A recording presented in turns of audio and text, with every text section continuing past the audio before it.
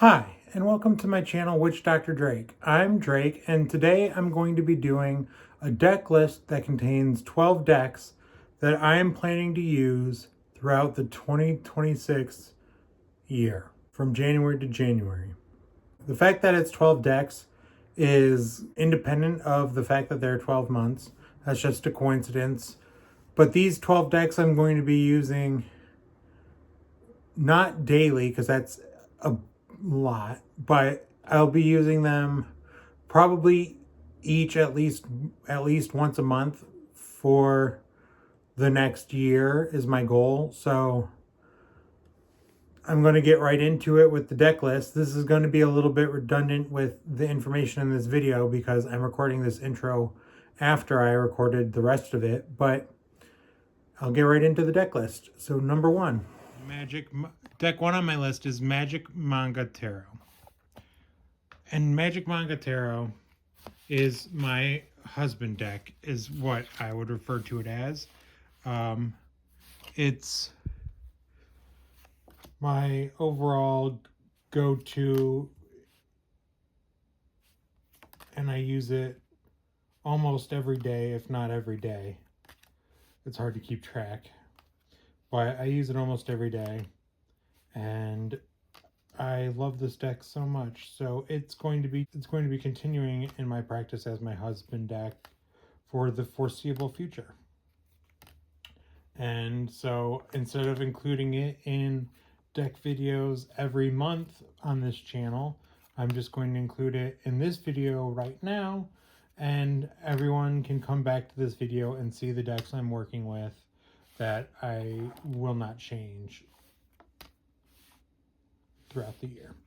So that's Magick Manga Tarot. The next deck on my list is the Dali Tarot. And this deck has been like the Magick Manga. By that I mean I've been using it just about every day since I got it.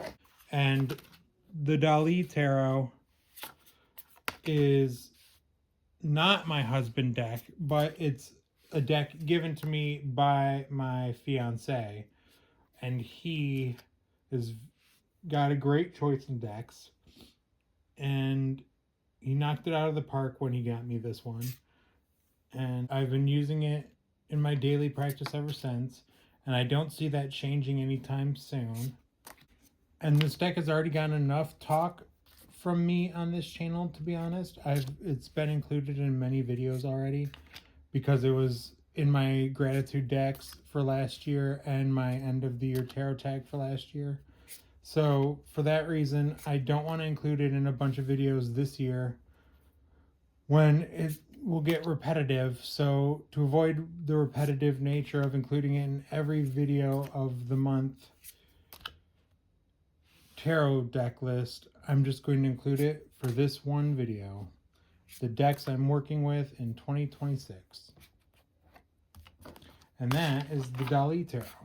For the 3rd through 7th decks on this deck list, they all have a shared theme. And that theme is a theme that was inspired by Kate at Moonflower Moments. And that is decks that bring me back to the beginnings of my tarot practice.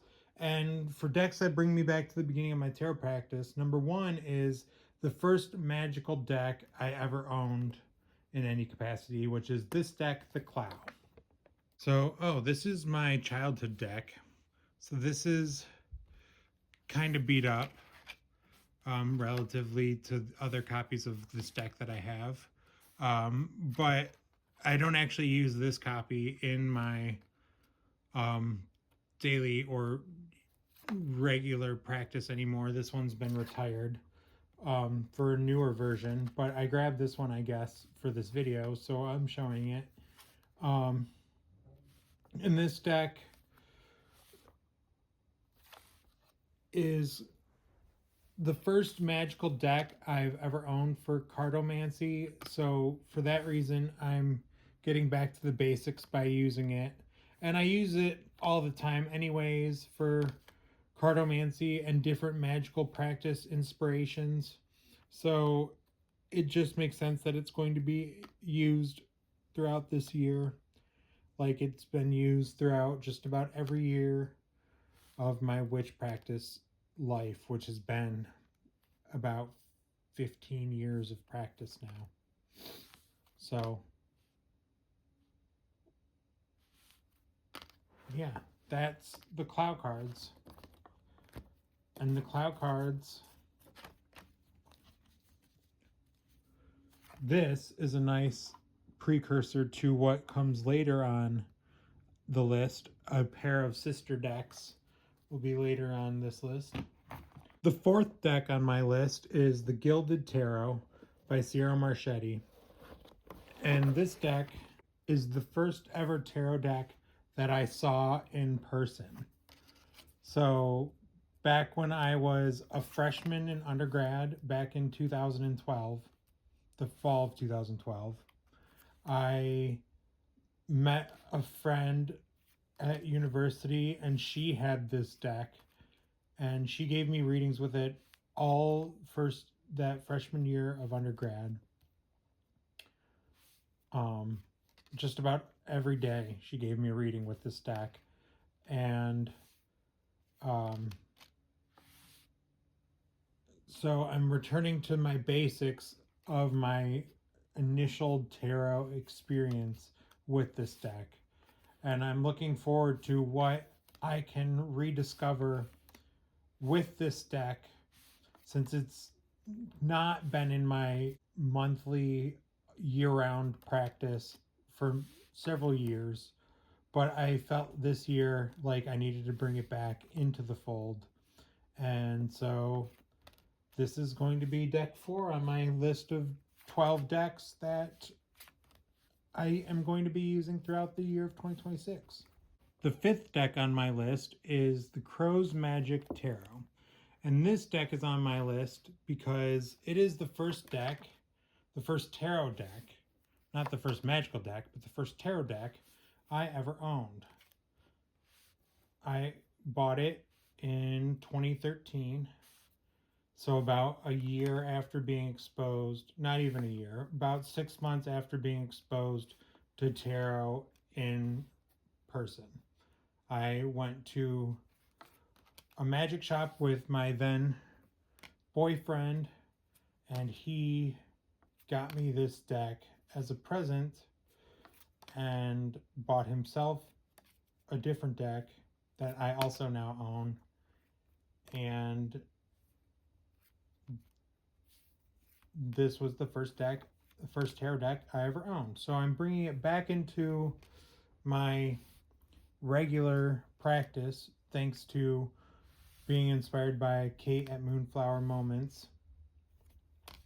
And I'm looking forward to what I can gain from using this deck after not using it as regularly for quite a few years.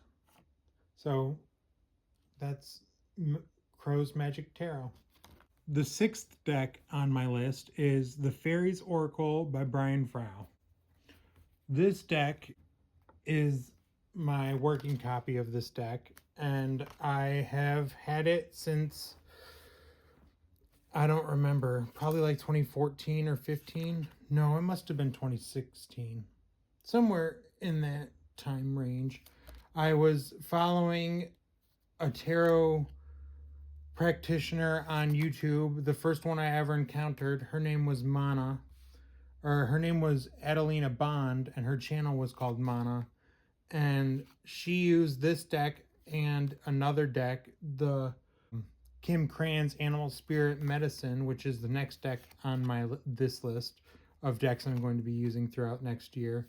And these decks were her number one tool. And because they were her number one tools, I bought them and I started using them in my practice to better learn how to use non-tarot based cards. So that is Brian Frow's The Fairies Oracle. Like I just said, the next deck on my list is Kim Cran's Animal Spirit Oracle cards. I'm bringing the Kim Cran's Animal Spirit Oracle cards back into the regular fold of my practice this year, because it was my first tarot teacher's, Adelina Bond's, number 2 deck, or her number 1 deck. It was tied. She used 2 decks all the time, and that was this one and Brian Frau's Fairies Oracle. And I'm bringing them both back into my practice to reconnect to that teacher of mine who was my first virtual tarot teacher. And I'm connecting to that beginner mindset with these decks, I think. And this deck has always been great for me as an easy reader because I connect really well to animal cards, animal oracle cards, animal tarot cards really speak to me very easily. I know a lot about animals, and so they're just really easy readers for me. So that is Kim Cran's Animal Spirit, Wild Unknown Animal Spirit Oracle. Deck number 8 is a deck that I feel kind of bad showing on YouTube because there's no way for anyone to buy it because it's not even out of print, because it was never even in print. This is a deck my good friend made while we were in grad school together. And she made this deck, and she only ever made 5 copies of it, and she gave me one, and I love this oracle deck. It's a great oracle deck. And so I want to bring it back into my monthly practice, and instead of including it in every monthly video, I'm including it in this video so that everyone knows that I'm using this deck every month throughout the year. And I am really excited. I've only pulled 1 card from this deck so far for this year, and that was this card, Radiate, and I really like that for January. I think it speaks a lot to what's going on in me and that my friend who made this deck's lives. And these are the backs of the decks.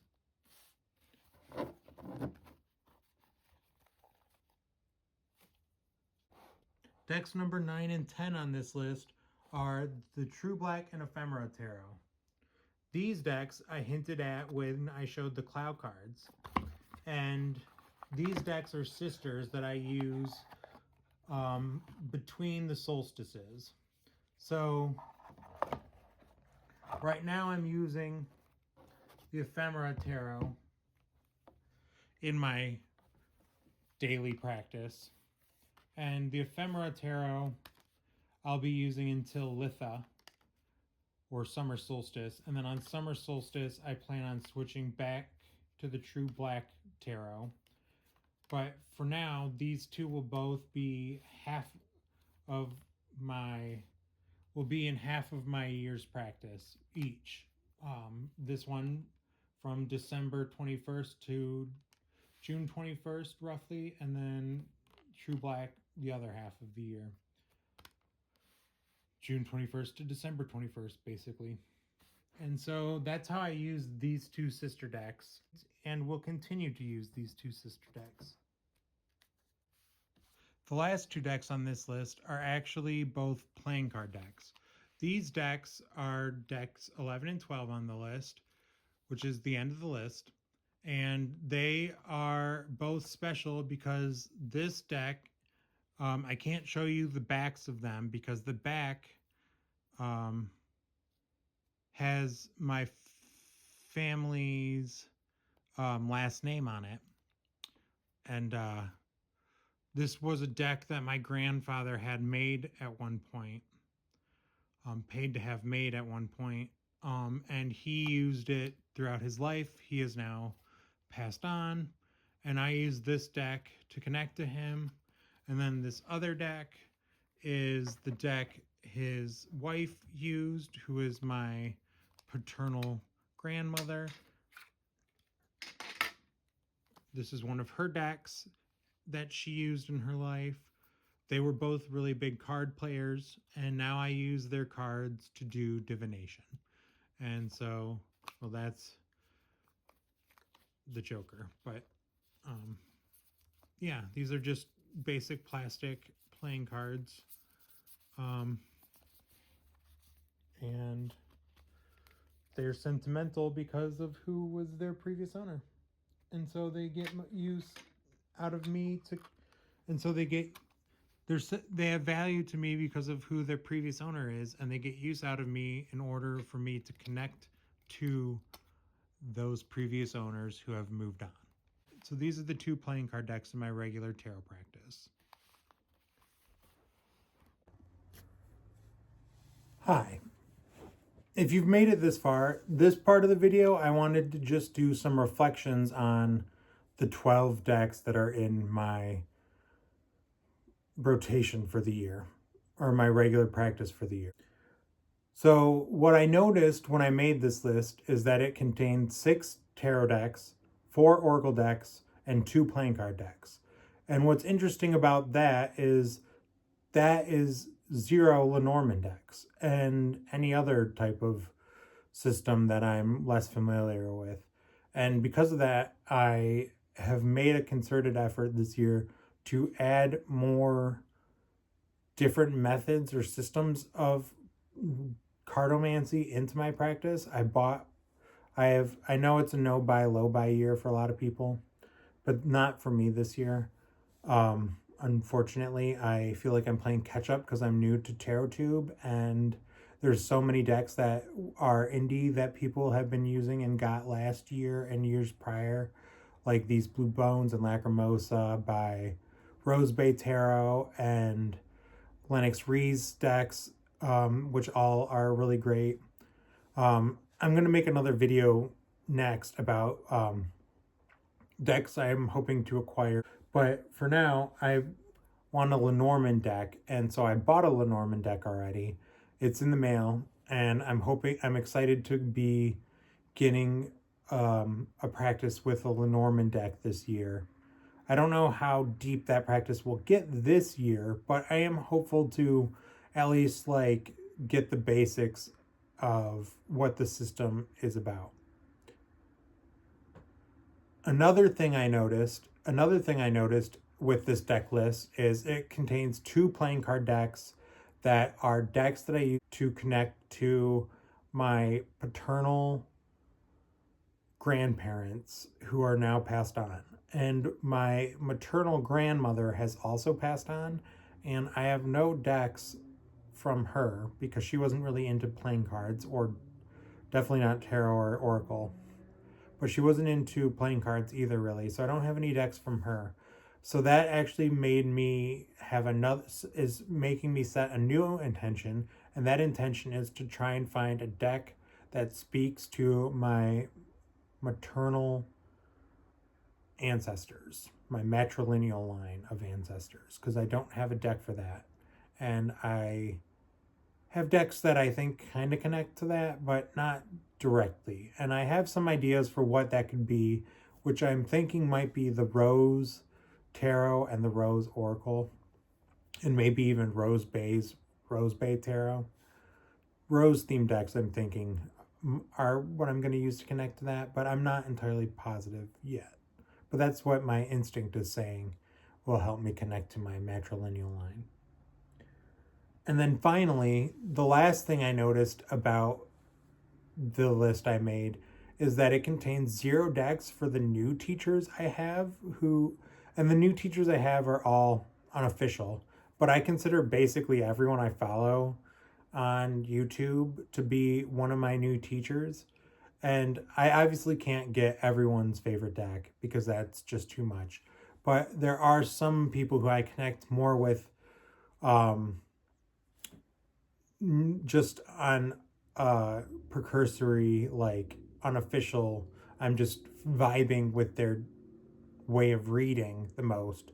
So I have decks I want that I'm going to talk about in my next video of decks I plan on or hoping to acquire in 2026. But those will be decks for my new teachers who are